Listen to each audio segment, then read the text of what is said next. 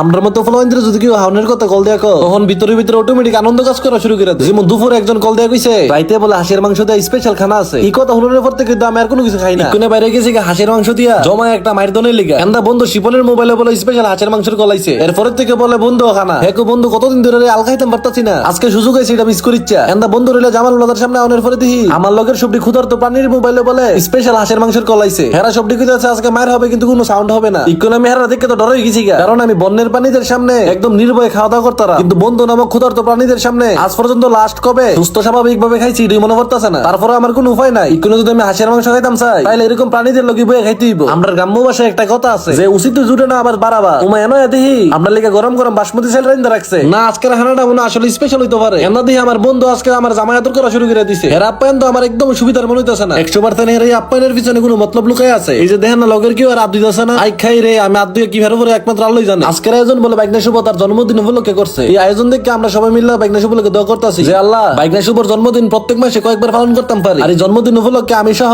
আমার লগের ক্ষুধার্ত প্রাণীটি একবেলা খাইতাম পারি। অনেকেই কইতেন পারেন যে আমরা আদিল হাবা লাদা ও আমরা মাগনা পাইলে আলগাত তো ছাড় দেই না, তাইলে আপনারা কোন মাগনা এরকম হাউন ছেড়ে দিই কেমনে? লকেটের প্লেট ধরা স্টাইল দেখলে বুঝবেন যে এরা কয়েক মাস যাব হাওয়া বাতাস আর কিছু মানুষের কথা গিল্লা বেচা রইছে। আর আমার বন্ধু সাহেবের কথা কি কইয়া এর কাছে কোনো গরম ঠান্ডা বিছান না, ইট বালু সিমেন্ট বাদে সপ্তাহ নই বলে ফয়ে ফয়ে খাইলে তো পারে। ঠান্ডা দিয়ে দুইজন শশাল হয়ে কারাগারি লেগে রইছে। আর আমার বন্ধুরা যখন একটা কোনো কিছু চাইবো এর মুখ দেখলে আপনি না দিয়া পারতেনই না। আর এই সে আমাদের কাঙ্ক্ষিত সেই হাঁসের মাংস তরকারির কালারটা যা আইছে না বুঝতে টুহার গ্রান শুনতে শুনতেও এক প্লেট ভাত অনায়াসে খাইলন যাব। একটা সময় হাঁসের মাংস আমার অনেক অপছন্দের ছিল, কিন্তু যেদিন থেকে মজাটা বুঝছি ওই দিন থেকে হাঁসের মাংসের বিগ ফ্যান হয়ে গেছি আমি। ওই যে প্রথমে কইলাম না আমার লগের সবটি হুতার্ত প্রাণী, এই যে দেন তার জলতন্ত্র প্রমাণ। আগে তরহারি লোনের লিখেও এরা প্লেটে প্লেটে বাইরে বাইরে লিখেছে। আরে ভাই এনো আমরা ছাড়া আর কেউ না, তোরা প্লেটে প্লেটে কুস্তা কুস্তি লাগাই দিছিস করে উমা আমি সকল তোর বুঝাইতেছি এবারে দিয়ে আমার হইতা না। আও কি তো তোমার চোখ কি ভালো মানুষ পরে না ই কথা কোনে পরে না আমার প্লেটেও এক সামিজ বেরা তরহারি দিয়ে দিছে।